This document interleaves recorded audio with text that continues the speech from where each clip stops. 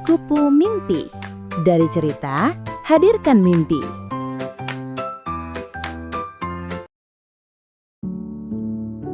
Dahulu kala, di sebuah kerajaan bernama Pasir Batang, hiduplah dua putri. Yang sulung bernama Purbararang, sementara adiknya bernama Purbasari. Purbararang memiliki sifat sombong dan mudah iri, sedangkan Purbasari dikenal lembut dan disayangi oleh rakyatnya. Ketika ayah mereka hendak menyerahkan tahta, sang raja memilih Purbasari sebagai penerus. Keputusan itu membuat Purbararang dipenuhi amarah. Ia merasa lebih pantas menjadi ratu. Dalam rasa iri, Purbararang meminta bantuan penasihat jahat istana untuk mencelakai adiknya. Ia kemudian menuduh Purbasari melakukan sesuatu yang mempermalukan kerajaan. Tuduhan itu dibumbui sihir gelap, membuat kulit Purbasari tiba-tiba dipenuhi noda hitam. Rakyat yang melihatnya terkejut, dan Purbararang menggunakan kondisi itu untuk mengasingkan adiknya ke dalam hutan.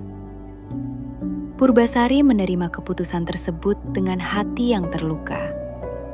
Namun ia percaya, kebenaran suatu hari akan terlihat. Ia pergi ke hutan sendirian, hanya ditemani keberanian kecil yang tersisa di hatinya. Di dalam hutan yang sunyi, Purbasari hidup seadanya. Ia membuat gubuk kecil, mengambil buah dan umbi untuk bertahan, dan setiap malam ia berdoa agar suatu hari bisa kembali membuktikan bahwa dirinya tidak bersalah. Pada suatu hari, dari antara pepohonan muncul seekor lutung. Bulunya hitam lembut, matanya teduh seolah memahami penderitaan manusia. Lutung itu mendekati Purbasari tanpa takut.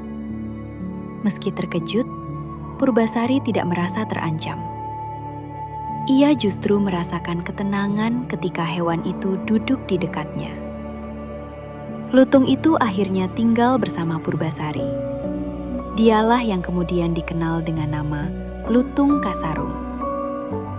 Setiap hari ia membantu Purbasari mencari makan, menjaga dari binatang buas, bahkan membersihkan gubuk kecil mereka. Purbasari sering berbicara padanya. Meski tidak bisa menjawab dengan kata, lutung itu selalu menunjukkan seolah ia mengerti. Tanpa disadari, Lutung Kasarung bukanlah hewan biasa. Ia sebenarnya adalah seorang pangeran dari kayangan. Karena sebuah permasalahan, ia diturunkan ke bumi dan hidup dalam wujud lutung. Namun hatinya tetap mulia. Ketika melihat penderitaan Purbasari, ia berjanji membantunya sampai kebenaran terungkap. Suatu malam, Lutung Kasarung pergi diam-diam menuju sebuah lembah sunyi.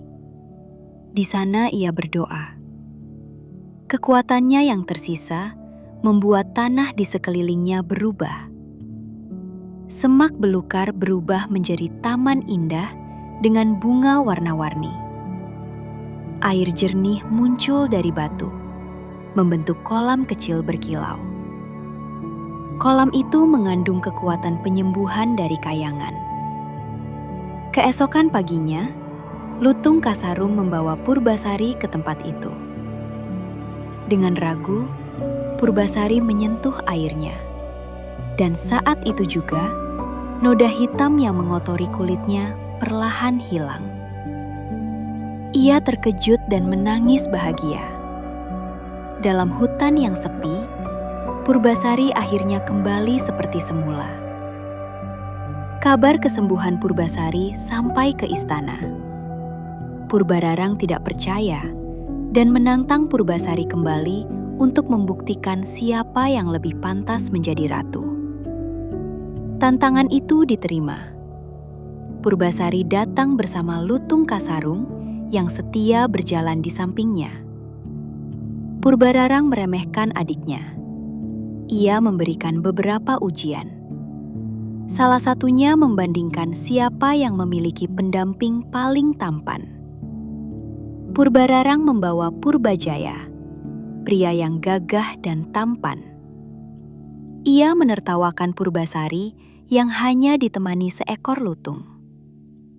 Namun tiba-tiba, cahaya turun dari langit. Lutung Kasarung berdiri tegap, tubuhnya bersinar.